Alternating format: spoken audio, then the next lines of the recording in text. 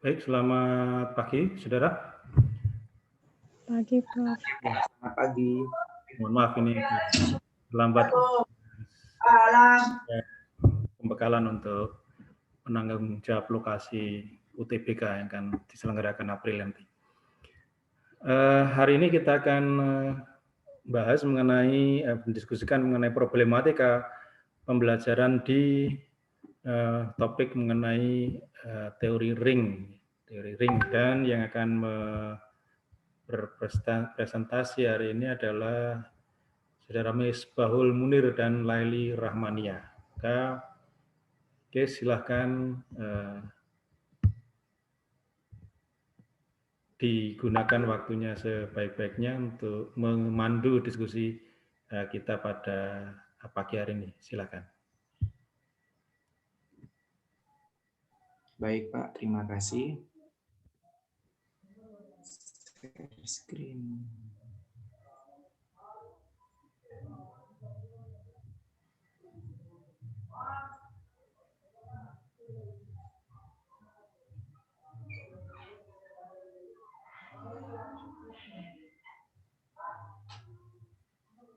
Baik semuanya, saya mulai. Assalamualaikum warahmatullahi wabarakatuh. Salam sejahtera untuk kita semua. Di sini kami dari kelompok teori beberapa saya lupa. Di sini kami terdiri dari Laili Rahmania menjelaskan tentang problematika pembelajaran yang ada di teori ring.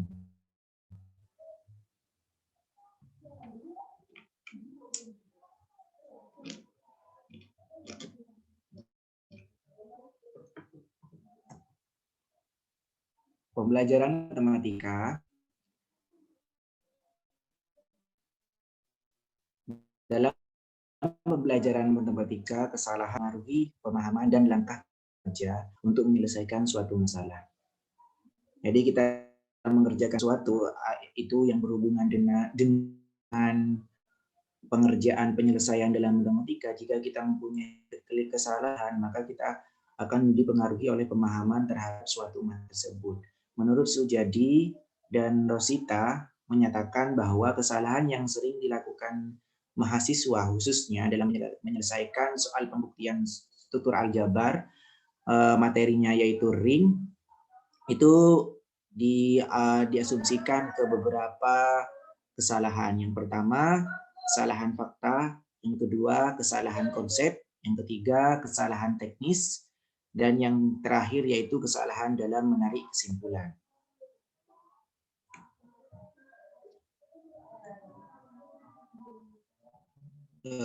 Baik, yang pertama saya akan menjelaskan tentang kesalahan fakta.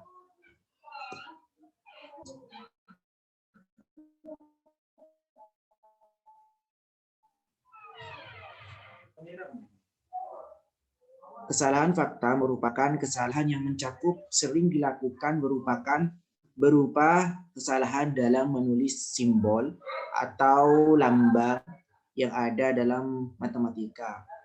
Khususnya di sini materi tentang pembuktian teori ring. Berdasarkan di sini sudah ada contohnya ya tentang jawaban dari salah satu mahasiswa, di mana kesalahan itu yang terjadi kesalahannya sesuai dengan kesalahan fakta dari contoh tersebut. Yang pertama, kesulitan dalam menuliskan simbol matematika.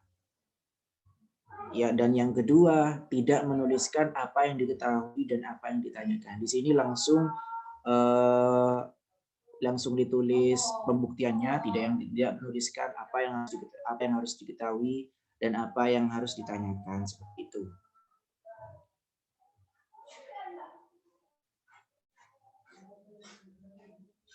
Yang selanjutnya, kesalahan konsep.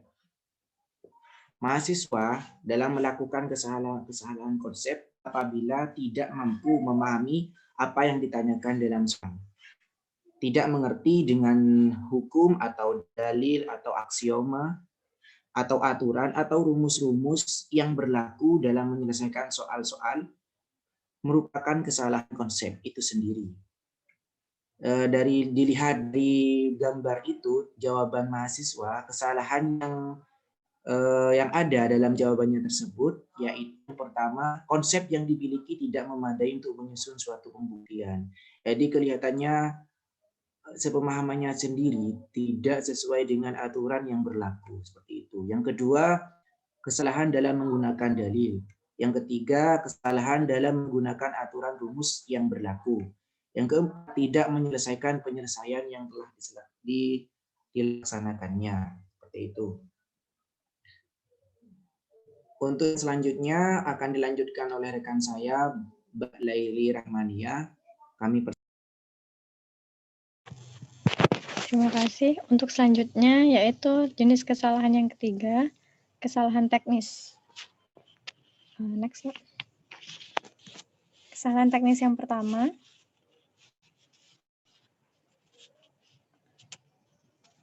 yaitu kesalahan dalam operasi hitung.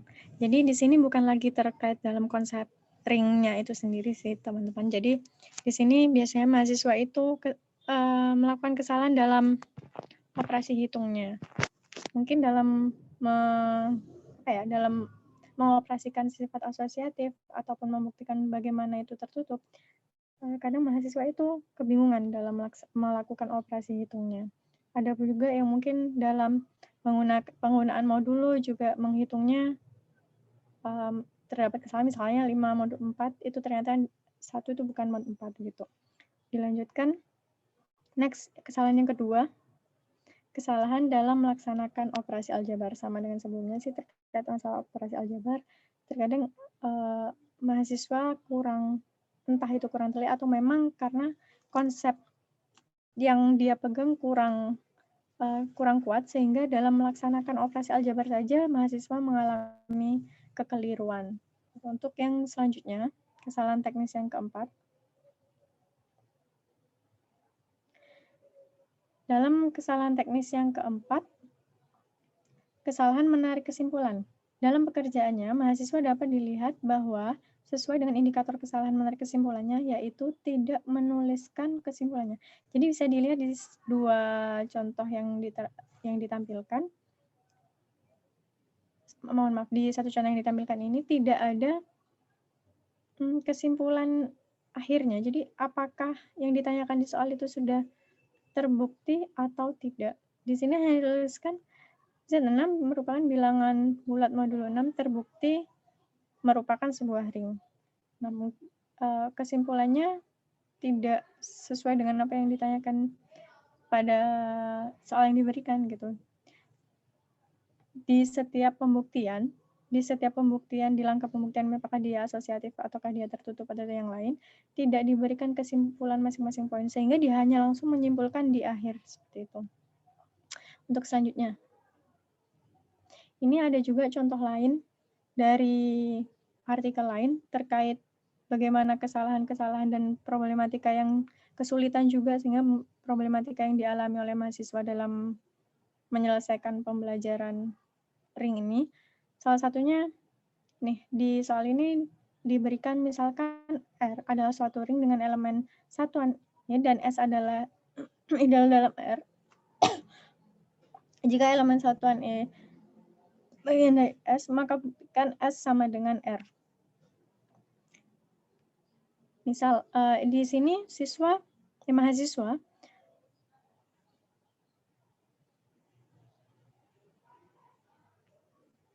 halo, apakah terdengar? Ya, silakan lanjut, terdengar. Oke. Nah, di sini mahasiswa tiba-tiba menyimpulkan karena S ideal terhadap R, maka S juga merupakan R.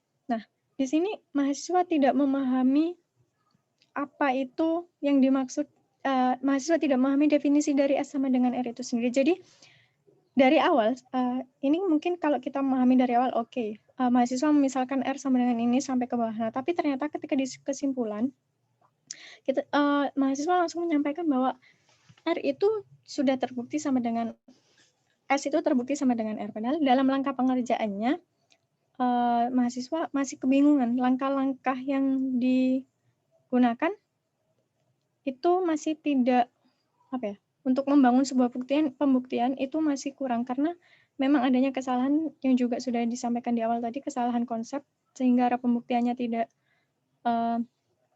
tidak menentu, dan juga sebagian besar mahasiswa itu bingung bagaimana sih cara memulai untuk membuktikan apa dulu sih yang harus dibuktikan seperti itu. Ini juga pengalaman dari kami berdua. Kami terkadang kebingungan ketika kita sudah memahami, oh saya harus membuktikan S sama dengan R, apakah definisi apa dulu yang harus saya gunakan, teorema apa yang harus saya gunakan, gitu, syarat-syarat apa aja, apakah harus beruntut dari, apakah tertutup menggunakan matriks identitas dan lain-lain. Jadi sebagian besar memang kebingungannya di penguasaan konsep dan bagaimana cara melakukan sebuah pembuktian dengan runtut dan jelas seperti itu.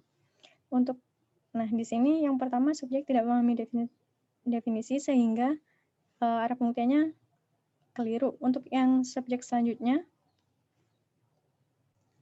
nah di sini tetap dengan soal yang sama, tapi dengan subjek yang berbeda. Di subjek ini di awal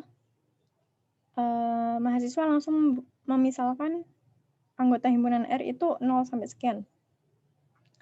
Nah, di sini kesalahannya dari seorang mahasiswa itu, anggota himpunannya dimisalkan langsung dengan angka, dengan bilangan, gitu. Di contoh juga di poin nomor 3 yang sudah kami kasih tanda merah, anggota yang tidak nol mempunyai inverse inverse dari 1 ada 1. Di situ. Jadi, kelemahan dari mahasiswa itu sendiri masih selain, ini balik lagi sih sebenarnya teman-teman, itu juga dari kami juga. Memang pemahaman konsep yang kita pegang dalam membuktikan suatu pembuktian atau mengerjakan suatu soal yang lain itu kurang gitu. Sebagian besar yang dialami mahasiswa itu seperti itu. Jadi problematika secara umum yang dapat kami simpulkan di sini, yang pertama memang terkait kurangnya pemahaman terkait definisi ring dan syarat-syarat ring yang lain. Kemudian pemahaman dan penguasaan konsep materi sebelumnya. Misalnya entah itu di teori grup kan juga masih berhubungan dengan ring. Jadi penguasaan materi sebelumnya juga mempengaruhi pemahaman mahasiswa dalam memahami teori ring ini sendiri. Kemudian yang ketiga, itu memang kurangnya mahasiswa dan juga para pengajar, mungkin nanti kita sebagai pengajar, kurangnya kita memberikan suatu soal, kurangnya pemberian latihan soal, dan juga bagaimana pengajar itu bisa mengarahkan pembuktian, bagaimana pengajar itu bisa membuat mahasiswa menemukan langkah pembuktiannya sendiri, tapi tetap di jalan yang benar gitu. Kan kadang ada apa sih yang harus dibuktikan, kalau ini kan memang berurutan. Nah, cuman bagaimana kita menyampaikan dalam bahasa matematika itu juga masih merupakan kesulitan yang dialami oleh mahasiswa dalam melakukan pembuktian itu sendiri. Sekian dari saya kembalikan ke moderator. Baik, terima kasih Mbak Laili Rahmania. Untuk saya tambahkan, untuk mungkin kalau solusi dari permasalahan tersebut,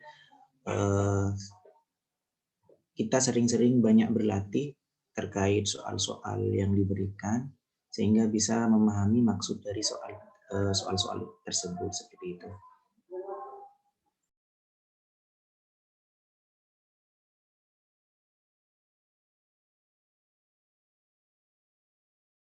Mungkin itu hanya presentasi dari kami.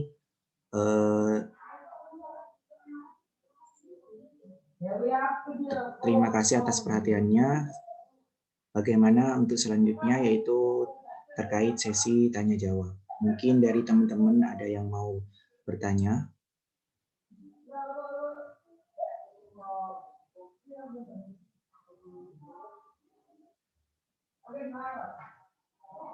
Monggo dipersilahkan.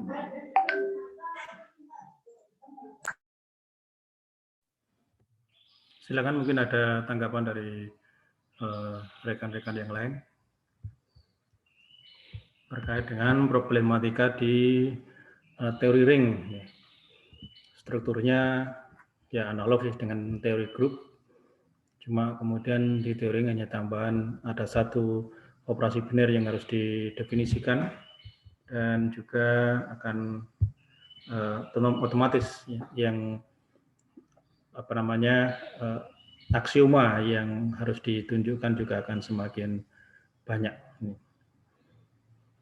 Silakan, mungkin ada tanggapan. Ya memang apa problematika yang ditampilkan memang itu yang terjadi. Jadi artinya bahwa banyak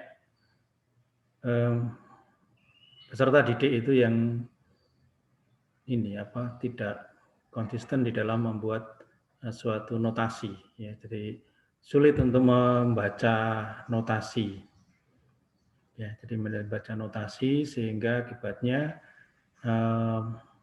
pemahaman terhadap konsep, terhadap pengertian itu juga akan berkurang. Ini ya, tadi yang seperti yang ditampilkan Saudara Laili tentang permasalahan mengenai apa sebuah ideal yang memuat elemen identitas, maka ideal itu akan sama dengan ring induknya. Nah ini harus diarahkan sebenarnya supaya mereka, karena preliminary dari teori grup dan teori ring pada aljabar abstrak ini apa preliminarinya adalah himpunan dan fungsi. Jadi pada prinsipnya konsep-konsepnya itu adalah himpunan dan fungsi. Jadi fungsi misalkan kayak homomorfisme nanti juga akan fungsi. Ya, kemudian struktur grup, struktur ring, integral domain, field, ya. Ini semuanya adalah himpunan. Sehingga dengan demikian kalau misalkan bagaimana membuat ya S itu sama dengan R, nah pada intinya kan itu adalah sebuah himpunan. Jadi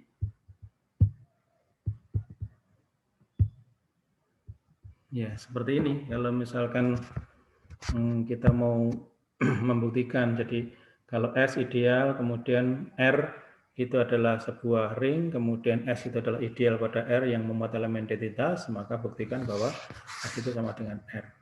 Nah sekarang lagi-lagi ya S dan R itu kan merupakan sebuah himpunan. Maka konsep ini akan merupakan sebuah konsep dari kesamaan himpunan. Ya. Jadi dia adalah kesamaan himpunan. Sehingga kalau kesamaan himpunan ya akhirnya membuktikannya ya sama persis dengan apa dua himpunan yang sama itu harusnya bagaimana. Ya, jadi S dikatakan S nanti akan sama dengan R ya. Ini ya memang yang diketahui nanti akan S itu adalah ya jadi yang ketahui adalah pertama ini adalah R ya. R adalah satu ring. Kemudian yang kedua S itu adalah ideal pada R. Itu kemudian S itu memuat elemen identitas. Oke, seperti ini. Nah dari yang diketahui, maka tunjukkan bahwa S itu akan sama dengan R.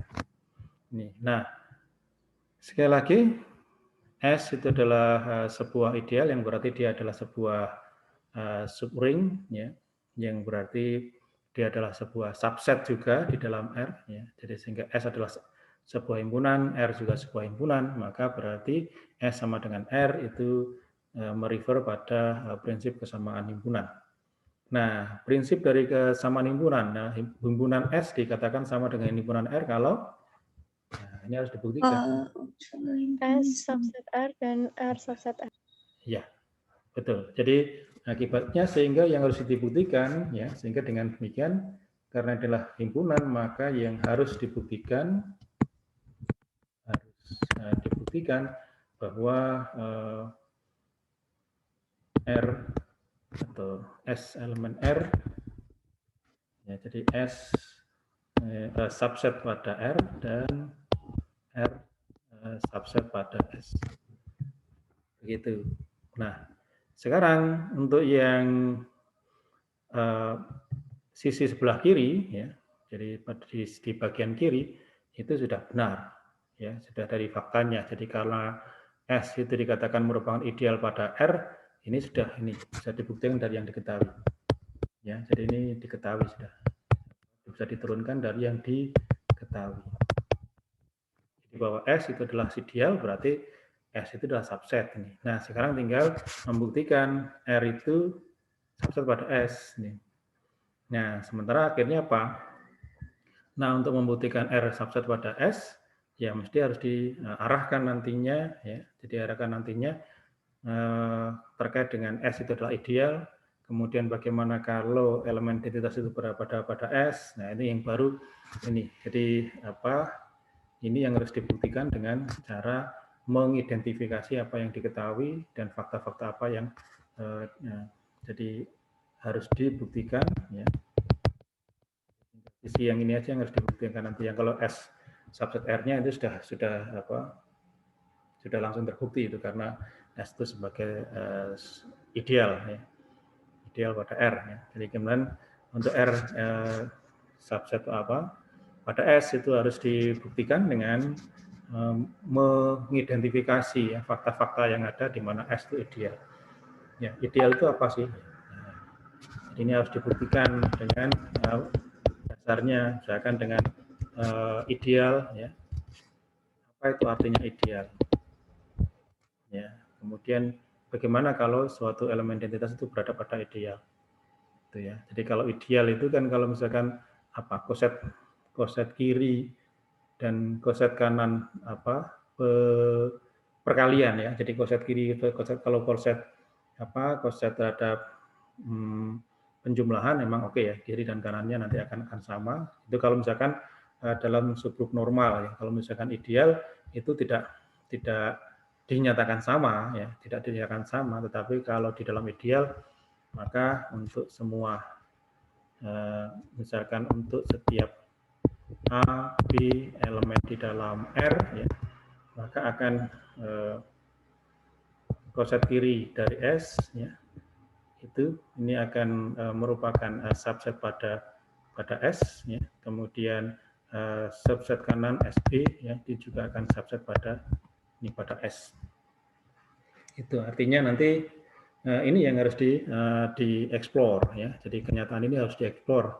Lalu dari kenyataan ini nanti akan bagaimana kalau elemen tadi akan berada di dalam S. Nah, pengarahannya ke sana. Sehingga dengan demikian memang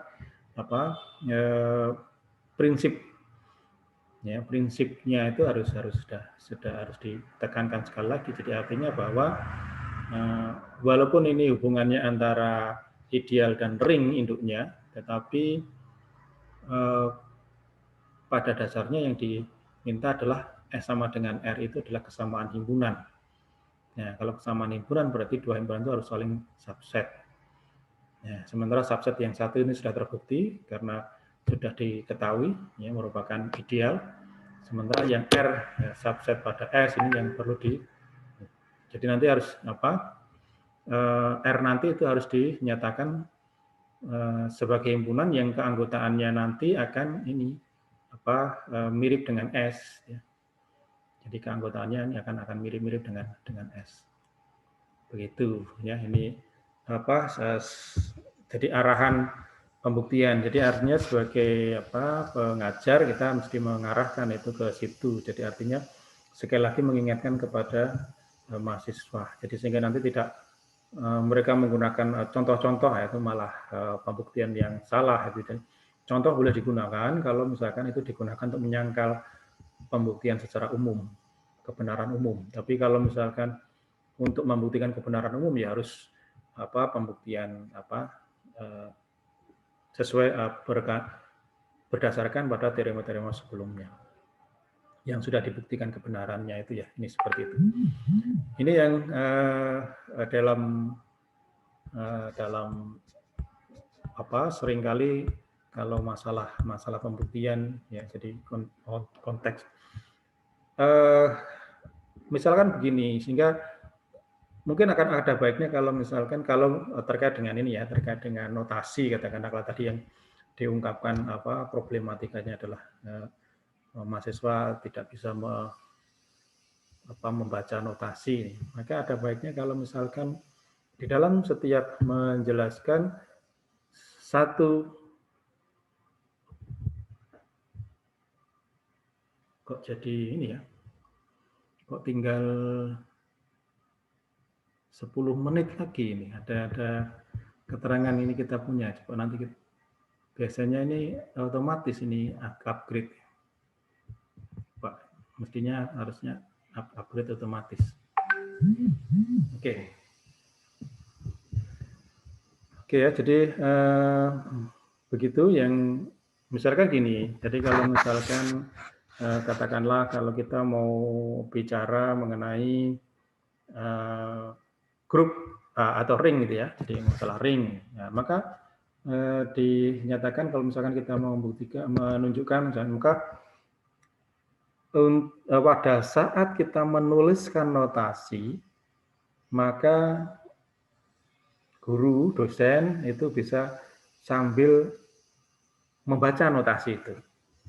Maka nanti siswanya akan peserta didiknya itu akan terbiasa ke situ ya. Ini contoh, misalkan kalau kita mau membahas masalah ini ring ya, jadi katakanlah ini ring R ya, jadi suatu sistem ya, jadi suatu sistem ya dengan satu himpunan R dengan 2 operasi biner jumlah dan kali ya, seperti ini. Nah, kita katakan ini adalah suatu himpunan R ya dengan operasinya jumlah dan kali. Sebenarnya jumlah dan kali ini bukan merupakan operasi jumlah dan kali biasa yang kita temui di dalam himpunan bilangan real, himpunan bilangan bulat, himpunan bilangan rasional begitu ya. Tapi lebih tepatnya ini sebenarnya untuk mengindikasikan itu adalah operasi pertama, operasi kedua, itu aja. Jadi waktu jangan kali misalkan katakanlah ini crash, ya bisa jadi kalau secara umum, sehingga kadang kalau kita gunakan jumlah dan kali seperti ini, memang di beberapa buku itu mereka lebih banyak menggunakan ini penjumlahan dan perkalian. Tapi sebenarnya secara umum itu untuk mengindikasikan operasi yang pertama dan operasi yang kedua. Ini operasi pertama, sehingga dengan dia adalah ring kalau dengan operasi pertama maka R merupakan sebuah grup komutatif. Itu. Kemudian asosiatif pada grup yang kedua tertutup dan kemudian adanya distributif. Begitu. Nah, itu sebenarnya ini untuk mengindikasikan ini adalah operasi yang pertama, operasi yang kedua. Ini, tetapi kalau misal seringkali karena di dalam buku-buku memang sudah ada catatannya ini. Jadi ini bukan operasi penjumlahan dan perkalian biasa di dalam bilangan real atau bilangan bulat. Tapi begitu ini kita lempar ke mahasiswa, maka mereka yang teringat di benak mereka itu adalah operasi penjumlahan dan perkalian. Bahwa R di dalam R itu ada operasi penjumlahan perkalian. Ini. Padahal dalam implementasinya, maka bisa jadi ya kalau misalkan kita katakanlah kita mau bangun suatu sistem dengan bilangan misalkan rasional, misalkan bilangan rasional ya. Lalu operasi pertamanya kita buat perkalian, boleh aja. Operasi yang kedua kita buat penjumlahan, boleh saja. Ini tidak masalah. Hanya saja apakah ini nanti akan memenuhi 8 aksioma ring itu. Kalau mereka memenuhi 8 aksioma ring ya, maka oke saja. Katakanlah kalau misalkan kita lebih spesifik lagi ya, tidak bilangan rasional, tapi katakanlah ini adalah bilangan rasional yang dikeluarkan elemen nolnya, misalkan seperti itu. Ya, terhadap operasi perkalian dan operasi penjumlahan. Jadi akhirnya gini, walaupun operasi perkalian tetap bisa menjadi operasi yang pertama. operasi penjumlahan bisa juga dengan menjadi operasi kedua. Asalkan kalau mereka memenuhi 8 aksioma ring, ya tetap mereka akan bisa kita sebut ring. Jadi artinya ini, jadi seringkali kalau kita menyajikan penjumlahan dan berkalian seperti itu, seperti yang di beberapa buku ini terjadi seperti itu, maka kecenderungannya mahasiswa akan berpikir bahwa operasi pertama itu harus penjumlahan, operasi yang kedua itu harus perkalian. Ini. Nah, maka bisa jadi ya, supaya tidak terngiang konsep seperti itu, maka ada baiknya kalau kita menggunakan notasi lain, seperti misalkan sebuah sistem dengan yang terdiri dari sebuah himpunan R dan operasi biner, misalkan crash, nah ini, dan operasi biner bintang, nah kalau gini kan sudah abstrak gitu. Sehingga operasi crash itu untuk menunjukkan operasi biner yang pertama, kemudian bintang operasi biner yang kedua. Sehingga dengan syarat misalkan ya, aksioma nomor 1 sampai dengan aksioma nomor 5, nanti ini akan menunjukkan bahwa struktur R dengan operasi biner yang pertama ini harus merupakan sebuah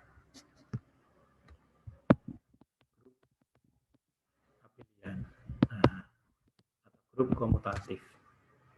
Itu. Kemudian aksioma yang ke-6 ya, ini menunjukkan R terhadap operasi biner yang kedua bintang. Nah, ini tertutup. Tutup.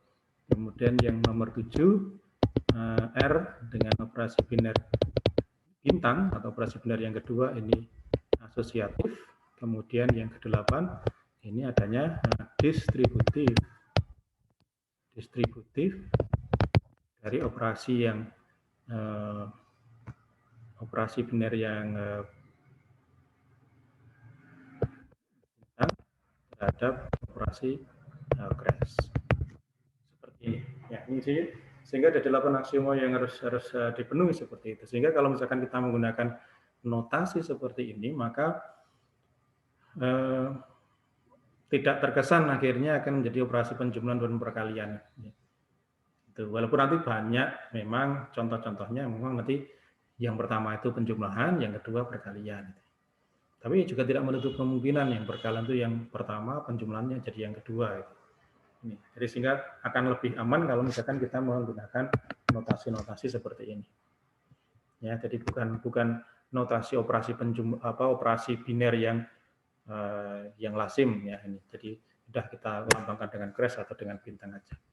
Nah, itu yang pertama. Kemudian yang kedua tadi saya katakan bahwa ada baiknya kalau pada saat dosen itu mengajarkan dan menuliskan notasi di papan tulis itu sekaligus membaca, sehingga mahasiswa akan seolah-olah ya seperti membaca bahasa Indonesia itu ya. Jadi kalau misalkan kalimat bahasa Indonesia kita baca ya, maka kalau misalkan notasi matematika yang dalam notabene adalah sebenarnya adalah notasi universal ya. Jadi di mana-mana kalau walaupun orang Inggris atau orang manapun kalau mendengar ini kan ini pasti operasi jumlah. Kalau begini ya operasi kali. Kalau ini ya tanda tanya. Kalau ini sama dengan dimanapun gitu ya. Nah, ini universal sebenarnya. Nah itu yang perlu kita misalkan aja untuk menunjukkan ketertutupan ya kan ini. Jadi operasi biner yang pertama, kemudian operasi bintang itu ya ini.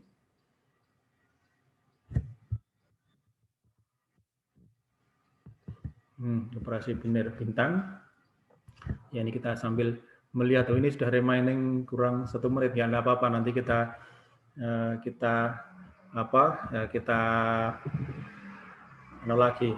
buka lagi.